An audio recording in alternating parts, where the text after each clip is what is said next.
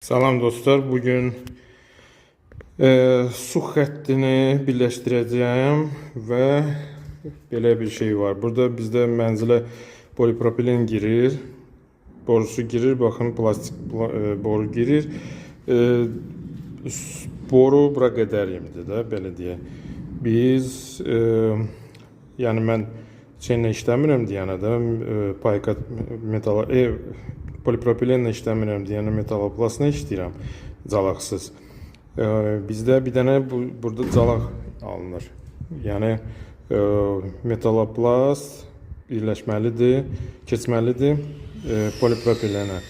Ona görə belə bir calaq alınır bizdə. Bu pres şeydir, birləşmədir, bu isə payka birləşmədir. Mən bunu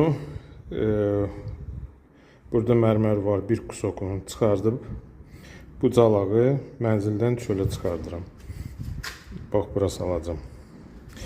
İndi hal-hazırda bunu keçirdib pres eləyəcəm bura onu. Sonra isə orada paykalayacam və mənzilin içində calaq polun altında, stəşkanın altında bir dənə də olmayacaq. Deməli dostlar, bütün birləşdirmələri həll elədim.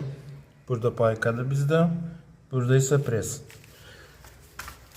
Pres birləşməni bu cürə qayçı ilə eləmişəm.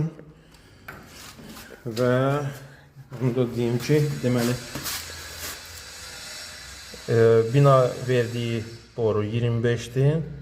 25 payka, bizdə isə 26 metaloplast.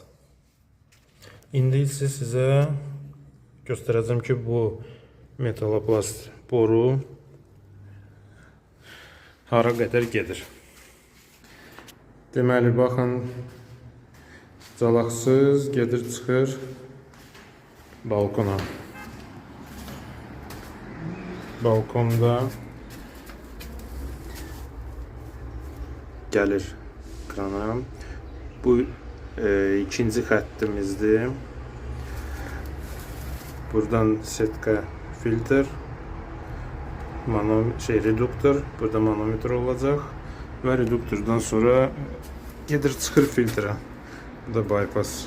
Ondan sonra da buradan biri gedəcək kombiyə, biri gedəcək boilerə, burada boiler olacaq bizdə və biri gedəcək isə birbaşa mənzilin içində kollektor soyuq suyun kollektoruna.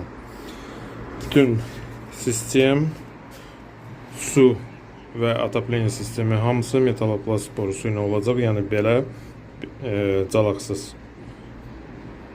Hələlik bu qədər dostlar. Sağ olun, salamat qalın.